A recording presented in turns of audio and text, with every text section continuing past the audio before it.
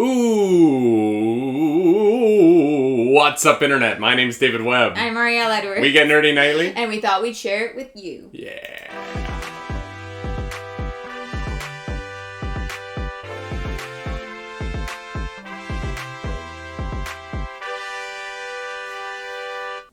That is right.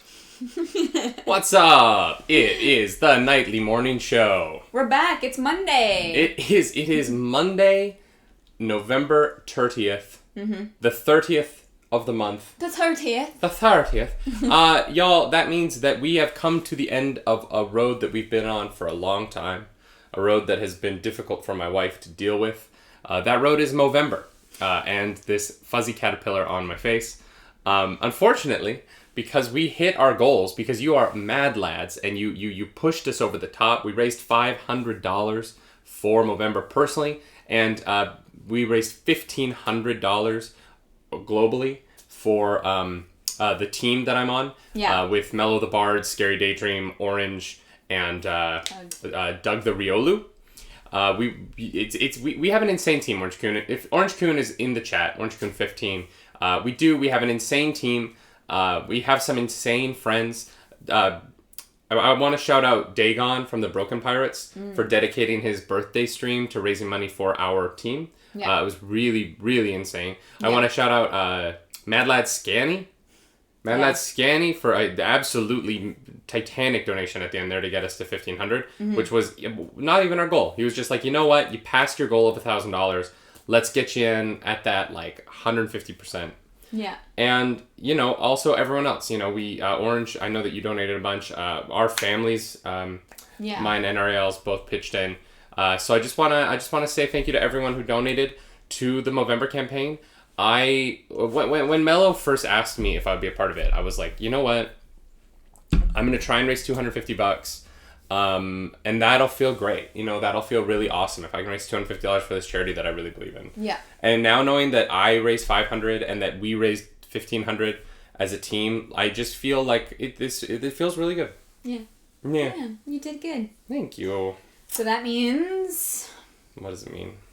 Well, we have 2 scheduled streams now with the mustache before One of them isn't scheduled yet, but soon to be scheduled. Yes. Yeah. We'll figure that out.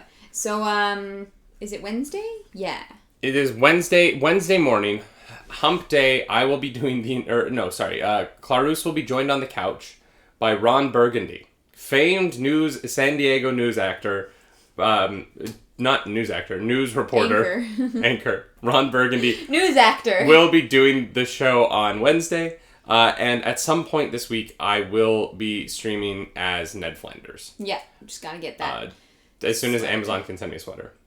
Yeah, we gotta find a sweater that works. Mm-hmm. David thought he had one. Yeah. But... Because I did San Diego. That's right, Orange Coon. San Diego. I believe it means a whale's vagina. Clarice still has not seen that movie, does not know why I said that. We're watching it either tonight or tomorrow night. Oh, we could do either. That's nice. I like having options. But yeah, so that'll be Wednesday, and then I'll let you all know when the Ned Flanders stream is. It's going to be fun. It is going to be fun. Yeah. It is interesting that Ron Burgundy is going to be here, considering we are technically in quarantine. Yeah, I don't know. Just don't tell anybody. Yeah, don't tell the Canadian government that Ron Burgundy broke our quarantine. Yeah. The reason I'm in quarantine and that my wife has joined me in quarantine is I just crossed the border. I crossed into the States. Yeah. Yeah. I'm a dual citizen, so I can. It's a very weird... Yeah, everybody was like, wait, isn't the border closed? And I was like, well, yes. But not to David. Yeah, David is special. Well, I'm not special. There's a lot of dual citizens. Yeah. And there's a lot of people who are in Canada that can go to the States that just couldn't come back because they're American citizens. Yeah. But I'm a dual citizen, and so is my uncle. My uncle crosses every day for work. Yeah. He lives on the Canadian side and he works on the American side, and he's literally going back and forth every single day to work. Those taxes must be insane. Yeah, it's nuts. But it was fun. Some of it. Unfortunately, as is New York. New York giveth and New York taketh away. Saturday night into Sunday, I left my car parked in Midtown, nice part of town, you know, right next to the Broadway houses, and someone broke in. Someone smashed the window and stole my garment bag, and that's it. All they took was a garment bag, because there was nothing else in the car. Yeah, I was gonna say, like, you know, like, thankfully you didn't, like, load up the truck the night before to start driving back on Sunday. That might have been better, because then they might have looked in and been like, that's too complicated. Because I think if you're gonna smash a window, and grab something, it has to be something you can grab really quick and get away. Like, you don't have time to, like, hang out there and, like, steal thousands of pounds of stuff. Not thousands of pounds. Yes. I don't have that much stuff, you guys. Yeah, it wasn't that much stuff. Hero of Wind in the chat is asking what was in the bag. All right, it's a very sad story, because it was my blue tuxedo that I wore to my buddy Robbie's wedding that I found for $99 at Century 21. And it fit me perfectly. And it was just one of those things where you find something way too on sale. Like, I think it was like a $750 tuxedo. But I found it for around $99 at a Century 21. And it fit me. It looked tailored off the rack. I only wore it to my buddy Robbie's wedding. And I'm so sad about it. I'm sorry. Second thing. A pea coat that my mother bought me that I really loved. And it was very nice. And it has less emotional attachment because, like, it's just a pea coat. And honestly, pea coats are weird because I feel like when you sit on them, that you like sit on the coat and then you can't, like, move because it's like the coat is restricting your motion. Yeah. So, like, that one I'm less sad about. And then a $20 Gap denim jacket, but I had put iron-on patches on it from Comic-Cons. Oh, no. And so it was my NASA jacket, and it had, like, my, like, Halo patch from when they launched Halo 5 and stuff on it. So that's actually the thing I'm saddest about, because that was the only thing that had, like, memory things on it. Yeah. That I can't get back. Yeah, that was, like, purely sentimental. Yeah, and it was a $20 jacket, and I'm like, oh, God, like, I really like that. I kind of wish First of all, I wish this person had not broken my window, because I don't know if you've ever tried to get a window replaced on a Sunday. It's hard. Yeah. It's really hard. Yeah. I like, we were worried that David would not be able to get home. Yeah. Until, like, I don't know, until the window was fixed. No, it was an actually nice touch. No, it was nice. I've seen pictures. I wanted to see it. Yeah, it's like it was like dark midnight blue. It was cute. Yeah. So here's the story of how we found the window. We found the broken glass. So I called the cops. Mm-hmm. The cops told me about a glass shop on 38th Street. Yeah. That is open on Sundays. We drove the car to, but they didn't open until 11. So we had to sit beside my car because it had an open window. We drove to the 38th Street location.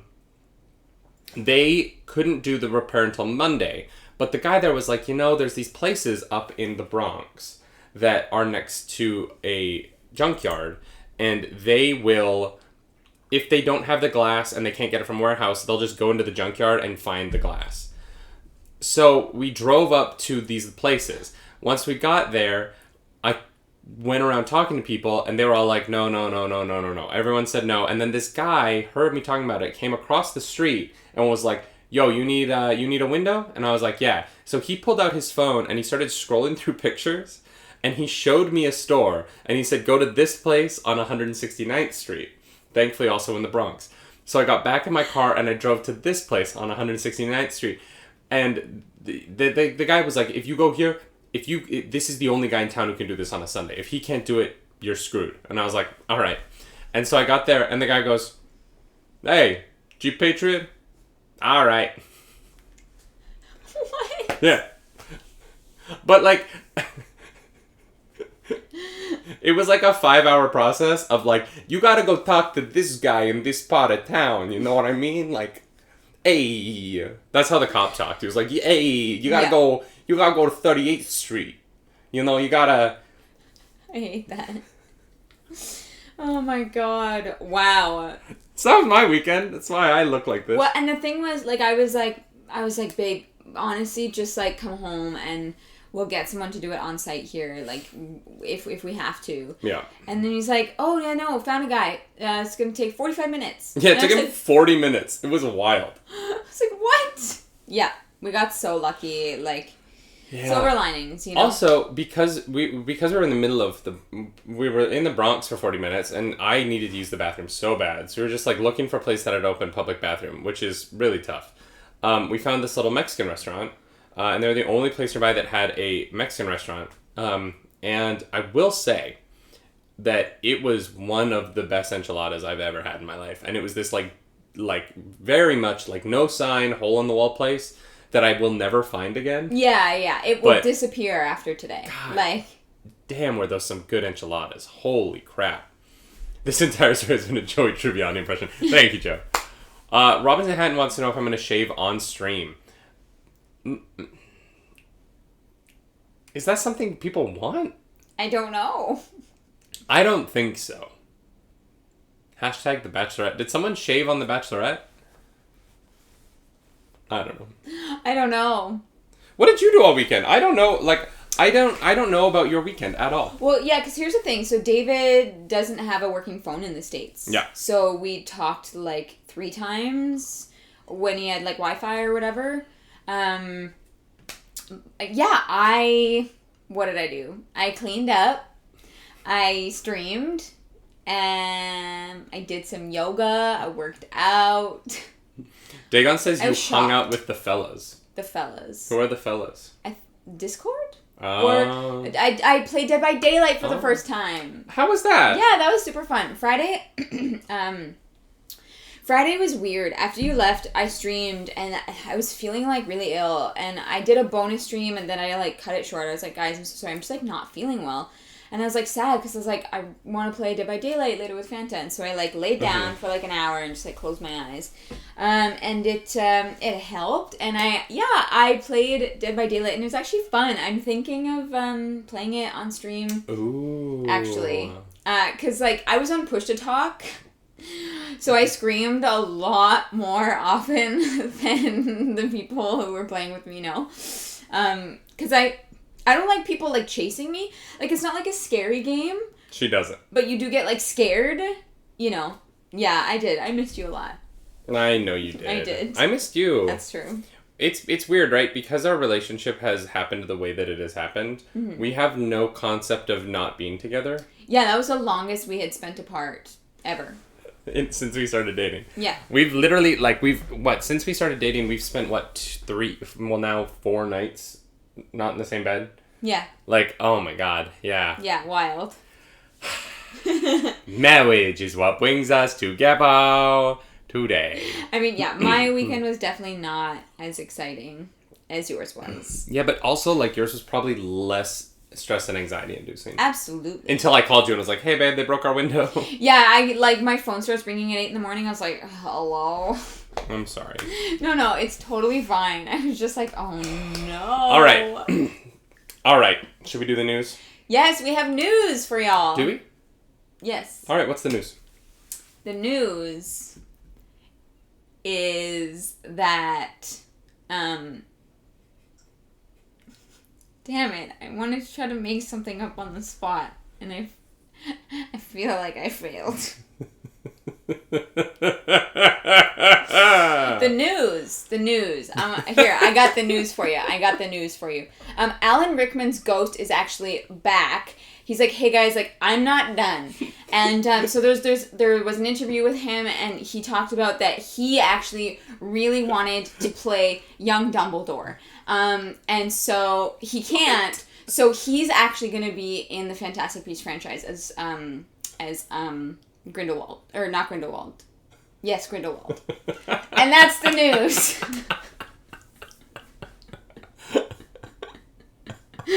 You're welcome. Thank you, Ramirez. I appreciate that. I had fun with Dead by Daylight. I'm sorry. No, it's real news. It's definitely not fake. You think that the ghost of Alan Rickman wanted to replace Jude Law? You think the ghost of Alan Rickman saw Jude Law as Dumbledore and was like, I could do better than that? Absolutely. Lies. That was our segment where Clarus makes up the news. You're welcome. I hope you enjoyed it. Now it's time for the actual news. Y'all, the culture minister of the UK, a government position, yes, is concerned about The Crown. For those of you who don't know, The Crown is a Netflix drama currently. Not the actual Crown. that just released their 4th season, and The Crown is essentially about the life of Queen Elizabeth, and is more about the royal family as a whole. I had actually never seen an episode of the show. Actually, that's a lie. I think I watched the first episode because Matt Smith is in it. Yes. Yeah. He's in the first 2 seasons.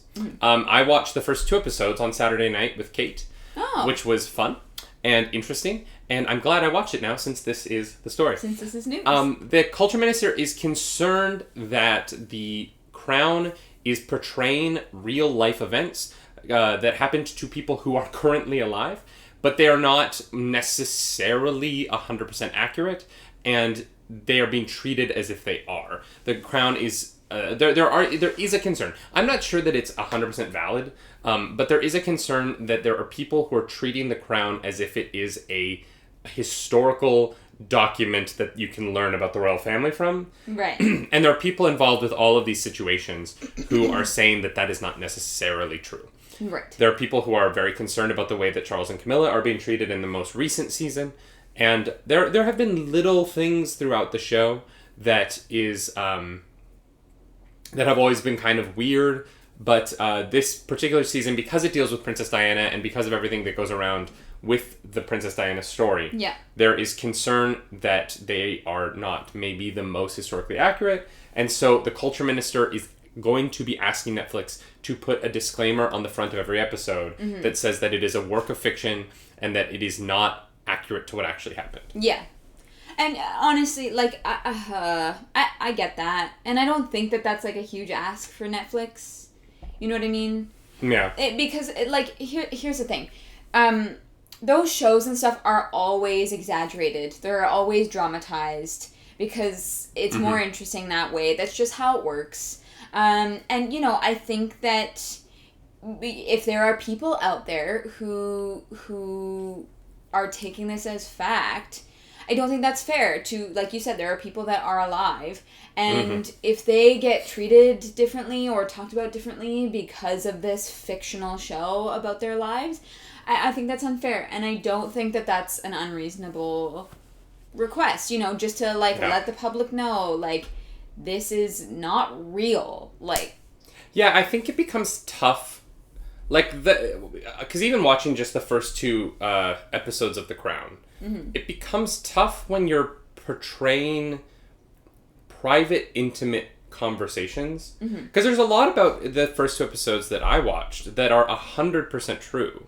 You know what I mean? Like, it is very true that after King George died, the princess at the time, Princess Elizabeth, landed and someone had to bring her a black outfit because she could not be seen stepping off the plane. But they were in Africa. They didn't have a black outfit with them. And so, like, she had to change immediately upon landing and step down the steps. There are true things in the show that are fact.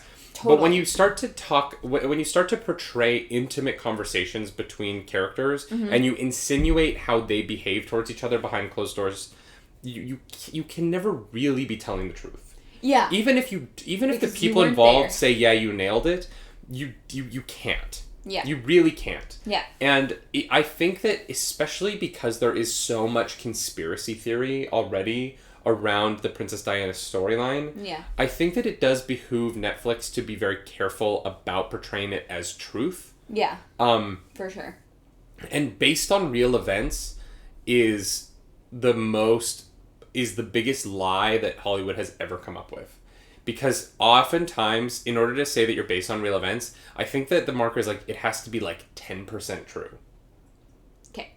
You know what I mean? Like, so we kept the person's name the same, and everything else is different. Yeah, essentially. And so it's all just really the behind closed doors stuff.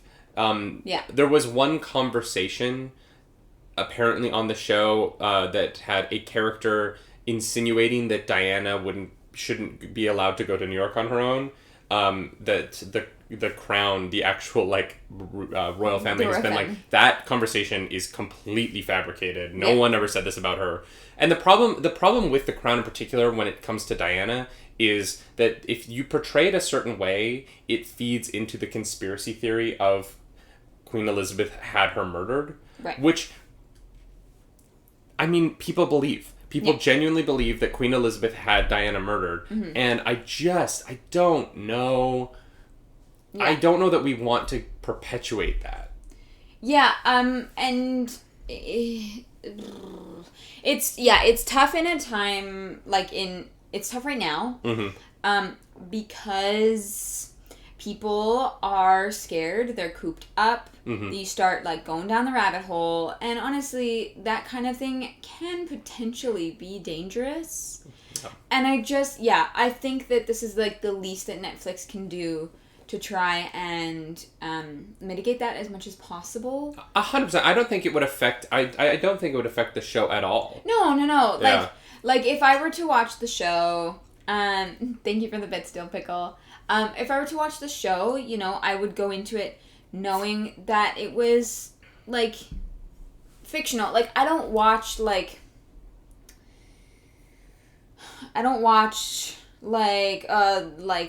was it, The Last Kingdom or whatever it was, mm-hmm. and it's it's Vikings, and there's some historical names and stuff that are accurate, but I'm not this is actually what happened. Mm-hmm. And I think that because The Crown deals with much more recent events, it does feel like it could be more real and more accurate, even though it probably has as much cold hard truth to it as something. This is where it gets tough though, right? Because the first seasons of The Crown mm-hmm. are a lot more historically accurate because they're eras that have been covered more by historians. So there's just a lot, we know what happened at the end of King George's life. Yeah, those facts, the facts that are facts, yeah. That's stuff that we know, but it's like you said, it's the in-between parts, it's the personal parts, yeah. it's it's the people themselves, those actors are not those people. The writers are mm-hmm. not those people. They are doing a dramatic representation. And some people need to hear that. The royal family is historically very not going to tell you what actually happened. So it's not even like anyone has had the kind of access that would let us know what is true or not. Yeah. Dark Dispatch brings up QAnon has fed a lot of conspiracy theories worldwide. Yeah. That's true. There's a lot of conspiracy theorists going around. QAnon is obviously one of them. Mm-hmm. The Pizzagate, the Wayfair scandal, that was not a scandal. Yeah. If you want to know more about conspiracy theories, Dax Shepard has a podcast called Armchair Expert, and they just released a new show on their podcast called Armchaired and Dangerous, which is going to be a monthly deep dive into a conspiracy theory mm-hmm. with, I wish I had his name off the top of my head because I just listened to the first episode of it. But they're going to be breaking down conspiracy theories one a month on that show with one of the top researchers of conspiracy theories from New Zealand. So not only do you get Dax Shepard being funny, but you get that charming Kiwi accent. And I'll take it. It's really, really, honestly, the first episode was on David Like, mm-hmm. Who's a conspiracy theorist who believes that 12,000 years ago, lizard people came down and mated with humans, and that the ruling elite of humanity are lizard people. And that he is the second coming of God, and he's trying to get us to behave peacefully with the lizards. Wait, are you talking about the Illuminati? No. That's a different conspiracy. Oh, the whole Mark Zuckerberg thing being a lizard. This is a different theory. This is a different theory that also thinks that Mark Zuckerberg is a lizard person. But there's two different lizard person conspiracies. There's the lizard person conspiracy from David Like, where they are aliens. And particularly in his conspiracy, the moon is their ship. And it gets powered by the rings of Saturn. And they feed off of our anger and frustration. And then there's the other lizard theory, where the lizards are the dinosaurs who moved underground after the meteor, and they lived in a society underground until recently when they came back up. And so they've been alive for a long time, and they are now trying to take over the Earth. Yeah. Huh. Okay. Yeah. Wow. Wild. So there's two different lizard person theories that are both based in BS. Yeah. I'm sorry. Yeah, 100%. There are no lizard people. I want to make it very clear. Maybe I'm a lizard. That's why I'm always There are no 12-foot tall shape-shifting lizard people pretending to be humans in order to make us frustrated so that they can feed off of it. There is also, I also want to be very clear, just while we're on the topic, nobody is kidnapping babies for their hormones, to inject their hormones. That's not happening. That's not a thing. I want to be very clear. Yeah, we just want to, full disclaimer, right out there. Drifting Normal says, wasn't that an episode of Doctor Who? Probably. Yeah. There's like 70 years of Doctor Who. Everything's an episode of Doctor Who. This show is technically an episode of Doctor Who. Wow, I am not being paid enough for this. It's the BBC. They don't get paid. What? That's a government TV show. Okay. I am sure that Peter Capaldi didn't do Doctor Who for free. Thank you very much. Yeah. You think Stephen Moffat did Doctor Who for free? I don't think so. I mean, he might have. He was like, I just want to write the craziest stuff that I can and see if this is going to work. I just want to make British and teenage girls in America cry. Yeah. There was a comment by Kale Burritos who said, it's dangerous when the historical TV show or book starts more grounded in reality and moves away from that over time because people get comfortable with, oh, this is closer to historically accurate. And then as the seasons go on. That's a really, really good point, Kale Burrito. Yeah. That's actually like, that is the conversation to be having, right? Like, did The Crown,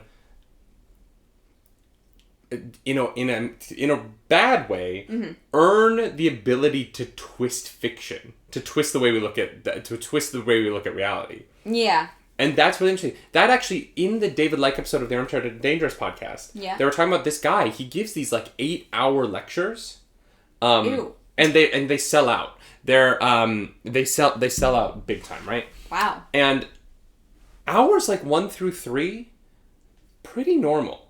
Okay. Yeah.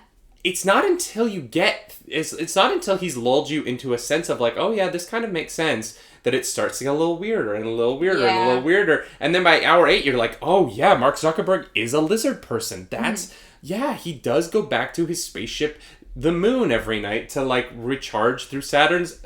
Like, it's kind of almost like a brainwashing technique. Yeah. Oh no. Yeah, for sure. Because you start small and you start normal, and Kale, I think that is an excellent point. That that they probably started off more grounded in reality and have moved further away from that, and we need to be aware of that. We need to accept that, and we also need to tell people that, because there are some people who they don't take those things into consideration.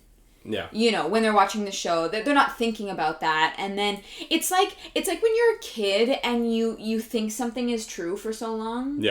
And you're convinced that that's what's true, or something happened a certain way, and then you find out later in your life that that's not actually what happened. I feel like it's kind of like a similar scenario where it ends up being a thing you have to like unlearn actively to take those like facts and change them into, okay, this is definitely an interpretation and not.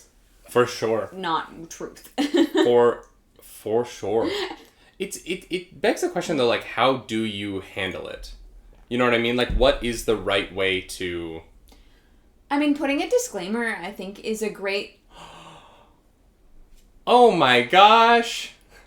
For the audio listeners, we are currently being rated with a party of 30. I abuse my fishy. What is up, everybody? Welcome to the nightly morning show. We're in the nerd news. Yep, we are in the nerd news. Welcome in, everybody. Welcome on in. Should we move on to our next topic so that they get a fresh topic? Yeah. Let's give them the news.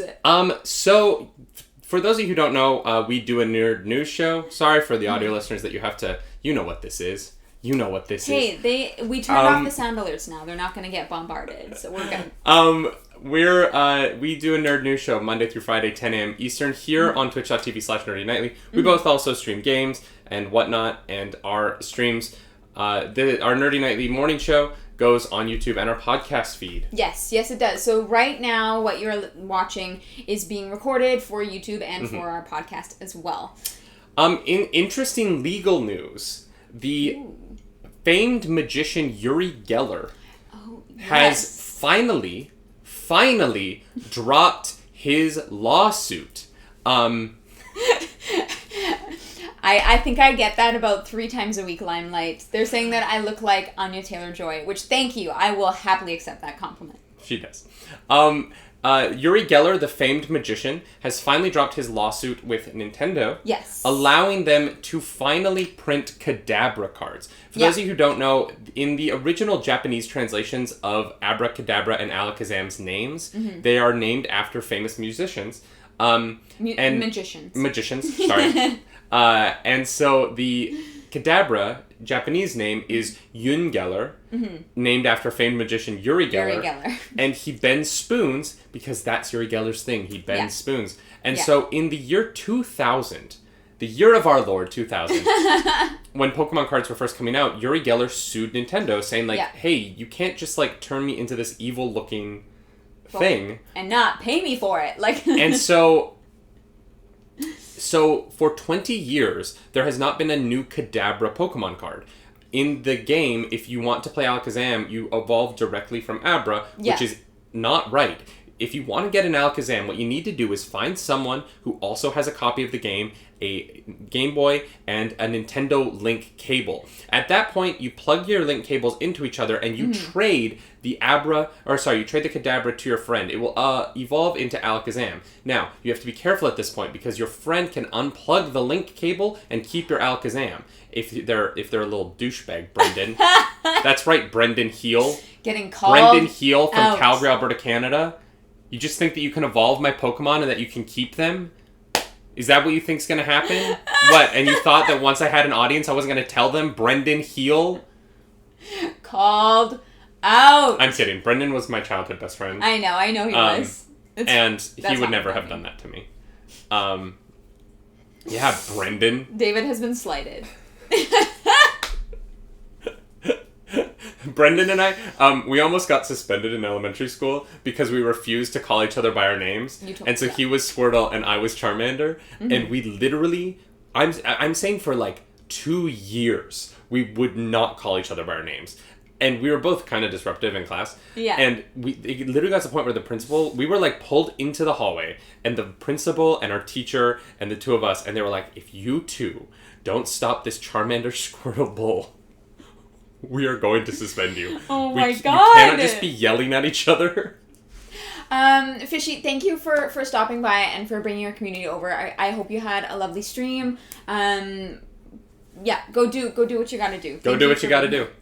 And so, but back on topic. Yes. The Kadabra's back. Kadabra is back, guys.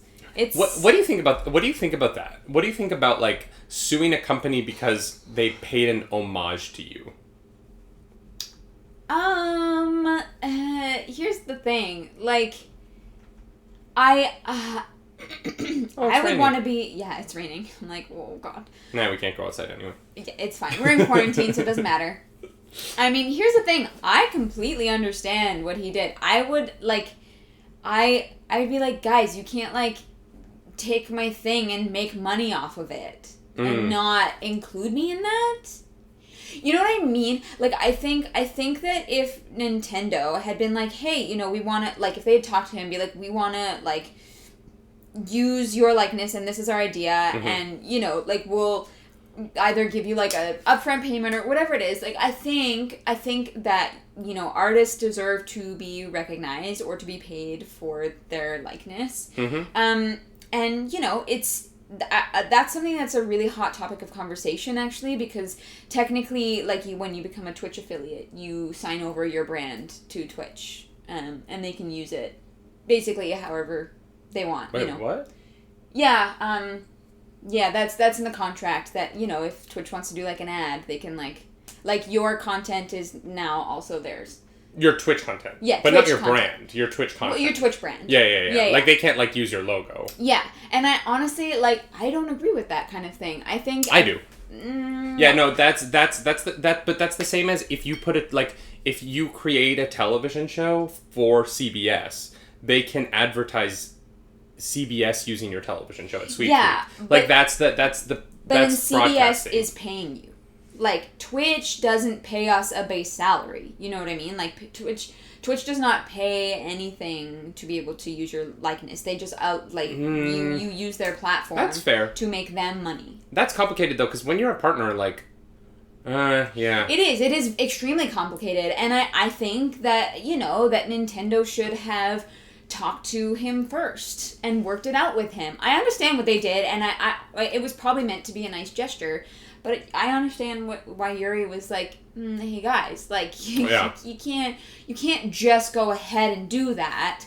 I need to be involved in that conversation. I think what's tough about it for me is that I see it as if I was I think that he's British. I can't remember where he's from, but if I was say I'm me, I'm a Canadian magician. Mm-hmm. No, that's not me. But I'm a Canadian magician. Let's just start there. If I had succeeded enough that a company in Japan thought that my thing should be the inspiration for a psychic Pokemon who's a magician, I personally, and this is because I'm a huge nerd, and like, if Pokemon was like, this David guy, we have this morning show news anchor Pokemon named Davweons, you know what I mean, or Davweb, or whatever. Yeah. I would be so honored by that. But here's the thing. Especially because it's for kids. And Yuri Geller, here's the thing. Yuri Geller came out and said that the thing that changed his mind was that this is for kids. Yeah. And he was like, you know what? For 20 years I've been upset about this, and it's not necessary. Yeah. There are children who love this. I totally give in. And I think that Yuri Geller did a really impressive thing by what he said. Was like, I want you to make this because it is for children and they love this. Yeah. And instead of being upset about it, I'm going to be honored by it. And he calls it the Yuri Geller Kadabra card, which I think is hilarious. And, I wouldn't mind if they put on the card at the bottom, like, inspired by real life magician Yuri Geller or something. But that's the thing, is like, I think if you're going to do something like that, because I would also be extremely honored, but if I just saw it one day and I didn't, thank you for resubbing, Tommy. If I saw it one day and I didn't know that this was happening and I was like, wait a second, that's me. You know what I mean? I would be upset that I hadn't been like, at least told, like, asked about it. I think putting inspired by is a really nice gesture, but the least you can do is be like, hey, Yuri Geller, it's Nintendo, and we want to use your likeness, your thing, whatever it is, for such and such. And I don't think that that's a big ask. Yeah, I do think... I hear what you're saying. I think that, like, my perspective is so skewed because and partially it's because we live in this new economy, right? Yuri Geller comes from an older economy where, like, exposure doesn't lead to money. Yeah. Whereas now...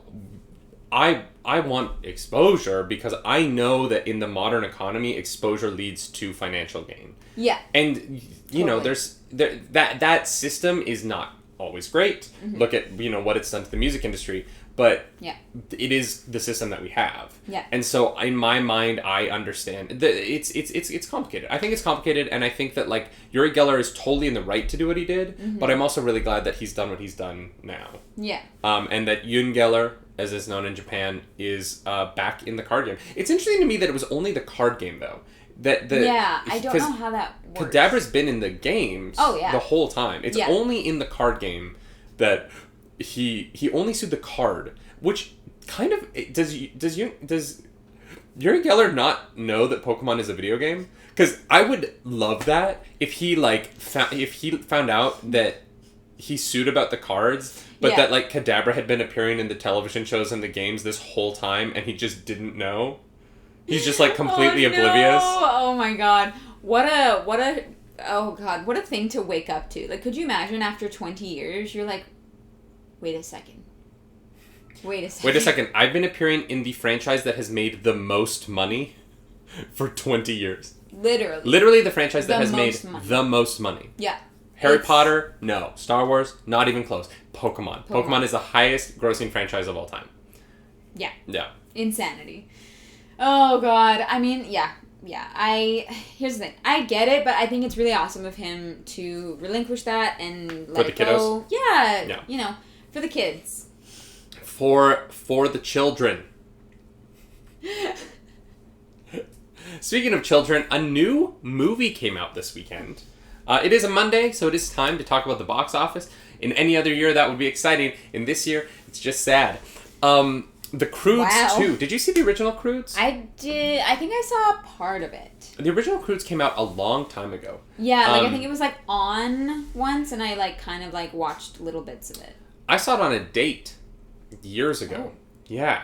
Not a good date movie. No. If you're going to go on a date with someone, with an attractive lady, or an attractive man, or an attractive non-binary person, don't take them to a kids movie. It's hard to get hot and bothered to a kids movie. But I enjoyed the first Croods enough. It was fine. It was fun. It might have just been that I was, on a date with someone I liked. But this is a good news, bad news story. Okay. Because the Croods won the weekend at the Chinese box office. Oh.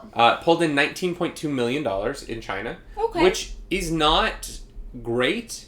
But considering the first Croods pulled $65 million in its entire run in China. Oh, wow. A third of that, considering the market obviously is down with restricted attendance and whatnot. Mm-hmm. That's not the worst. It overperformed in the United States and Canada. Mm-hmm. Still not where obviously they want it to be. Yeah. But it did make $14 million in the United States and Canada. Wow. And so, They're doing all right. It is interesting, right? Because with the current wave of coronavirus that is just crushing the United States, and the theater closures there, theaters are closed here in Toronto, this movie still managed to have an over $10 million opening for Thanksgiving weekend. Yeah, I mean, that's not bad. I'm kind of surprised. Maybe it's because people just need new content. Yeah. What I'm concerned about is that it's a family movie that came out on this Thanksgiving, and that people who traveled went to go see it in their hometown. Right. And I'm worried that this Thanksgiving, I'm really worried to see what the numbers from this Thanksgiving weekend are in 2 weeks. Yeah. Especially considering coronavirus cases in North America are already so high. Yeah. I'm not as worried about Canada because it wasn't Thanksgiving here. Yeah. But in the States, I'm nervous, and seeing these numbers, there's a part of me that's like, did these families gather from multiple places and then be like, we need to get out of the house. We need to do something where we don't talk to each other. Let's all go to the movies together. Because that could be a dangerous proposition for, everyone. Yeah. So it's weird, right? Because it's like a good news, bad news story where there is a movie that came out and it actually did kind of well. A $14 million opening isn't the worst thing in the world. Yeah, that's not bad. Especially because they do have a VOD release just around the corner. Mm-hmm. This is a very, very short theatrical window for this movie. It's going to be on VOD very soon. It's a family movie on VOD, which we've seen do well all year long. Mm-hmm. People want new stuff for their kids. But the bad news is this could be a movie that did well in a way that is going to cause economic and emotional and physical harm to society. Yeah. Are theaters... I mean, they must be open in the U.S. because there's numbers. Mm-hmm. I guess it just depends where you are.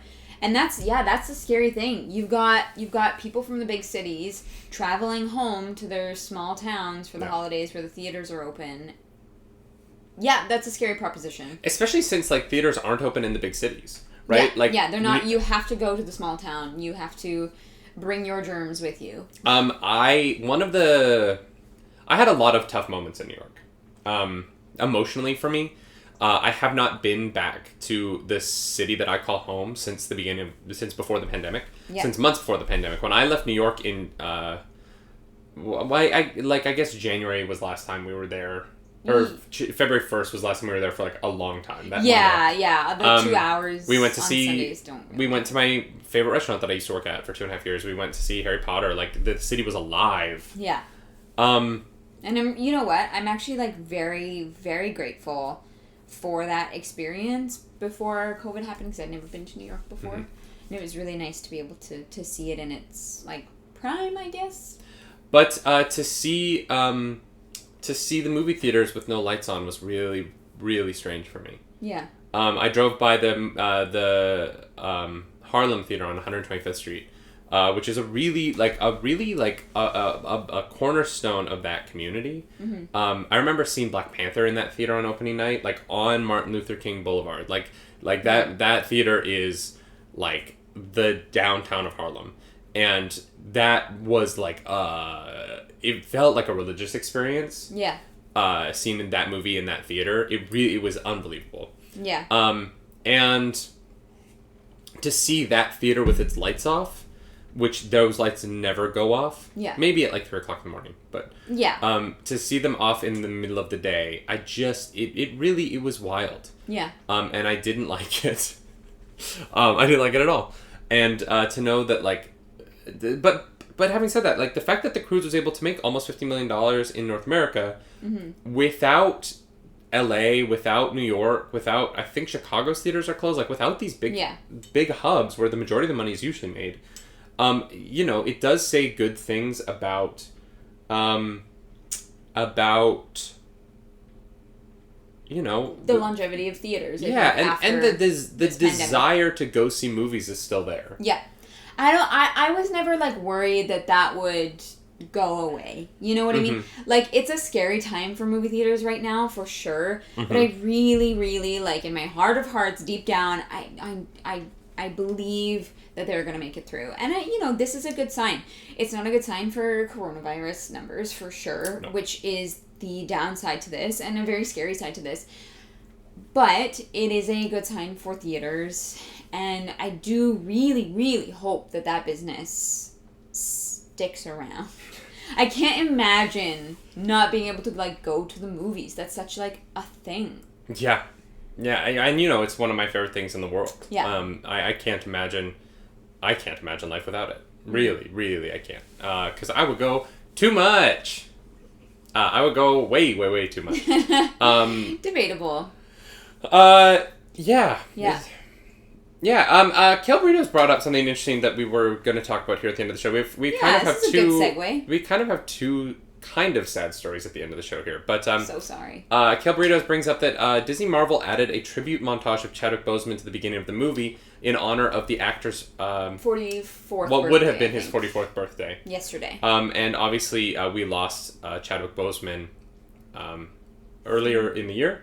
August. Was that August? It was Aurelia's birthday. Yeah, August. Yeah. In what came as a shock to people who didn't know him, obviously, like as we didn't. It was very surprising. Yeah. But I watched that. I didn't get to watch Black Panther.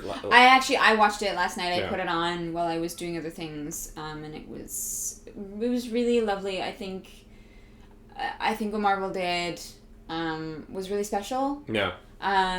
It definitely, paid tribute and honored him and what he's done for the franchise, and just overall, I think it was a nice gesture. Yeah, and it's interesting, right? Because when Stan Lee passed away, the opening credits at the beginning of Captain Marvel they did the same thing. Yeah. And I think that it says a lot about how much of an impact Chadwick Boseman had that they gave him the same treatment that they gave Stan Lee.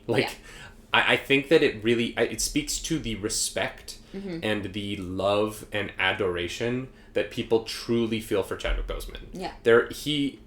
I think that he stepped onto the scene and became a king in a movie franchise in a way that felt like so much more than that. Yeah.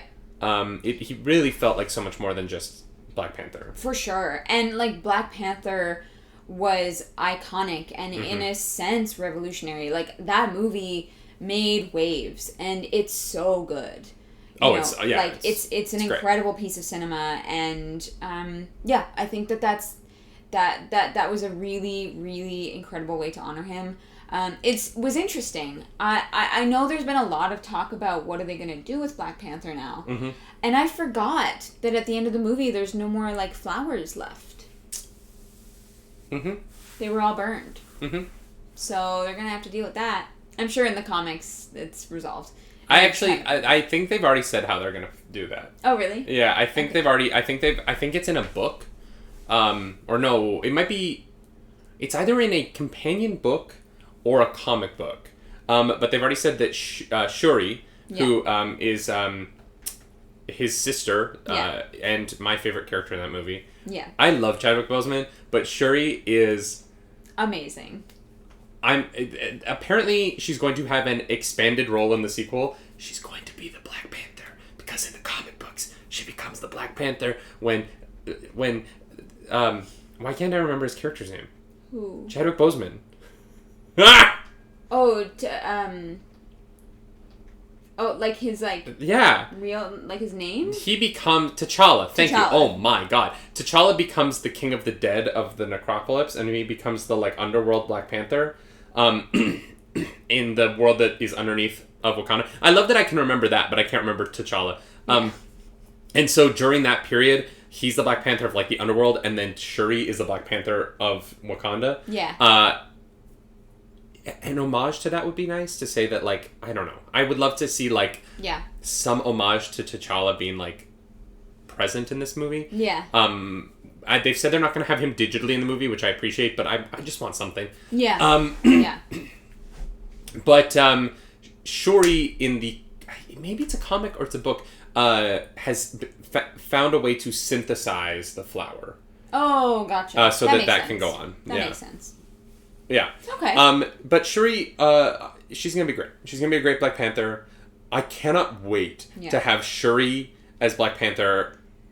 Captain Marvel, Carol Danvers, this next round of Avengers is going to be so cool. Yeah. I'm so excited. Yeah. And Ironheart, if they do the Ironheart TV show we talked about last week, and Shuri, I want to see those two young Black genius women working together on something. Oh my god. That would be dope. Yeah. That would be really, really, really dope. Doug the Earler says, I think it was said that Shuri in the MCU is the smartest person on Earth. Yeah, Doug, I believe that is the case. Yeah, I mean, she's she's a smartie. Amazing. But I love it when a smart character has a sense of humor that isn't because there's so many smart characters who are funny because they are socially dumb. Yes. But Shuri wasn't that. Shuri is just funny. Yeah. Shuri is a ball busting, whip smart, wise cracking, genius lady friend. Yeah, she's yeah.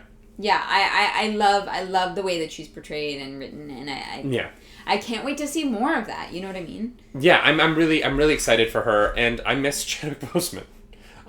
He's got a new movie out on Netflix. I believe it's his last film, Ma Rainey, I think it's called, and I'm very excited to watch it because people are saying his performance in it is titanic and Oscar worthy. So very excited to see his final film. Yeah. But I did say that there were two sad news stories, and so we do. I couldn't not talk about this today. Yeah. Absolutely. We have lost one of another of the original Star Wars cast, which for some reason this is the hardest. And obviously it's because it's my favorite thing, but every single member of the original Star Wars cast that we lose is really, really hard for me. Obviously, Kenny Baker's passed away recently, Carrie Fisher, Peter Mayhew, and now we have lost David Prowse. Yeah. For those of you who don't know, because... Some people don't. Yeah, that's fair. James Earl Jones is credited as Darth Vader. Not in the original run of A New Hope, because James Earl Jones did not want to be credited on the original Star Wars until after he realized... He thought it was going to be a train wreck. He agreed to do it, but was like, don't put my name on it. And then later they put his name on it because he was like, oh, this is very, very successful. You can put my name on this. Yeah. David Prowse was the Darth Vader in the suit. Yeah. So the physical actor on set, he was a large British actor who was just an imposing force. He was a bodybuilder. Mm-hmm. He was a Green Cross man who is a character in the UK that is like Smokey the Bear. Like, he teaches kids how to behave. Mm-hmm. And he was in the original Clockwork Orange movie. Oh, nice. Which is where he was discovered by George Lucas. And George Lucas from then brought him into Star Wars, where he went on to be the physical actor in the Darth Vader suit through episode 6, or 4, 5, and 6. Yeah. He had a complicated relationship with Star Wars. It wasn't always love. There was definitely times when he he made it known that he was upset that he was voiced over by James Earl Jones. Yeah. But despite that, I think it was always a net positive. Sorry. It was a net positive. And when I was a kid, there was always this element of him that, like, most people didn't know about him. There was a time when being a Star Wars fan was about... like, there was a section of being a Star Wars fan that was knowing all these little things about Star Wars that other people didn't know. Yeah. Like, did you know about the stormtrooper that hit his head? Like, all of those little things. And knowing who David Prowse was like, it felt like a secret. Yeah. I totally get that. Like, you're on the in. Mm-hmm. And I liked that his name was David when I was a kid. I was like, there's a David in that suit. Yeah. And I just, I loved this man. He was a charming, affable, large, titanic human who helped create one of the most iconic characters of all time. Truly. I just wanted to read George Lucas's comment about him because it was really sweet and touching. George Lucas, obviously the creator of Star Wars, said, David brought a physicality to Darth Vader that was essential for the character. He made Vader leap off the page and onto the big screen. With an imposing stature and movement performance to match the intensity and undercurrent of Vader's presence. David was up for anything and contributed to the success of what would become a memorable, tragic figure. May he rest in peace. And I just think that that's a really sweet, wonderful tribute to a man who really created something and created something that changed the world, you know? Yeah. Kale Burrito says, it's unfortunate George Lucas and David Prowse has an ongoing feud, and Prowse was banned from Star Wars Celebration, which Disney honored.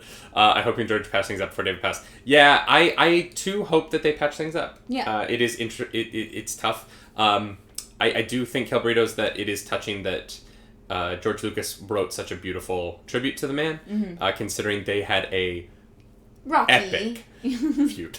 Yeah, okay. So it's gonna... But yeah. Well, we could downplay it. But the reality was... It was momentous, yeah. Yeah. David Prowse was not allowed to go to Star Wars Celebration, even after Disney bought it. Because he could get a little... He spoke his mind. Yeah. In a way that wasn't always in the best interest of the franchise. Right. Or, you know, the people he worked with. Yeah. Which is complicated. Like, he was a complicated figure. Yeah. But he created he helped create this thing that is... It's truly iconic. There are places in the world where I don't think they have screens to watch movies on where they know what Darth Vader looks like. You know what I mean? Like, it's like such a cultural image that far surpasses the reach of the movies. Yeah, for sure. And I just, it's a tragedy that we lost him, and I wish the best for his family and his friends and the people who knew him, and you know, he will never be forgotten. Yeah. Truly. Yeah. He has a legacy that is going to last forever. Yeah, truly. Yeah. True. Lee. David Prowse, rest in peace, dude. Thank you for everything. Yeah. Cheers. Oh, man. Well, that's the majority of our show, y'all. And that's the news. And do you want to try improving the news again tomorrow? Or is that going to be a daily segment? No, I don't think it should be a daily thing because, like, I only get, like, 1 or 2 funny quips, like, a week. So we can only do, like, once or twice. I'm only funny every other day. Yeah, that's how this works. Y'all, thank you so much for joining us. I ambushed the fishies. Is that, I believe, was your name? Fishies, I don't remember. Thank you so much for the raid. That was really, really fun. Yeah. Y'all, I'm not streaming today. I hope that's okay. I'm so sorry. David needs to recover. But I will be streaming today. Yeah. Some more Skyrim. That'll be this afternoon. I forgot to put a schedule. Sorry, guys. But I'm going to be starting around, like, 2 or 3 o'clock. Okay. Some Skyrim. Yeah, and then I will be streaming. I'll be back on tomorrow. I don't know what I'm going to be playing. I'll put out a schedule today. Yeah, we'll put out our schedule. And if you want to come back for some special streams, there will be a Ned Flanders game stream at some point this week. Stay tuned to social media for that. Mm-hmm. And on Wednesday, I will not be here because Claris will be joined on the couch by Ron Burgundy himself. So that's going to be very exciting. Stay tuned for we might have some promo images and stuff for Ron Burgundy's appearance coming up in the next couple of days. Make sure you're here Wednesday morning for the classiest day. Thank you for that, Doug Riolu, with Ron Burgundy on the morning show for an hour. Oh boy! Here's the thing. I just hope he doesn't say anything that is like too inappropriate, because the man can be slightly vulgar, and he's a bit of a sexist. So we're great. The things we do for you, Movember. Yeah. Hey, it's in the name of charity, you know? Sex Monkey asked if I should really let Ron Burgundy share a couch with your wife. I don't know, Sex Monkey. I really don't. But we're gonna see. Great. I'm gonna keep my fingers crossed and hope for the best. And just because we are in a very strict quarantine, I do want to say to the Canadian government, we are not breaking that quarantine for this. Just for legal reasons, I want to make it very clear. For legal reasons, please do not sue us for $1 million. Each. Y'all, thank you so much for being here. This has been another lovely edition of the Nightly Morning Show. Do you have anything else you want to add? No. All right. My name's David Webb. I'm Ariel Edwards. Do something nerdy tonight. Bye, guys. Bye.